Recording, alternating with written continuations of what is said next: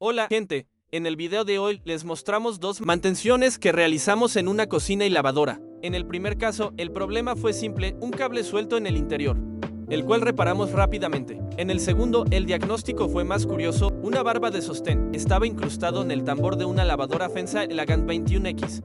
Aprovechamos de retirar el objeto, reparar los daños y realizar una mantención completa. Recuerda que en Clínica del Hogar trabajamos para que tus electrodomésticos funcionen como nuevos.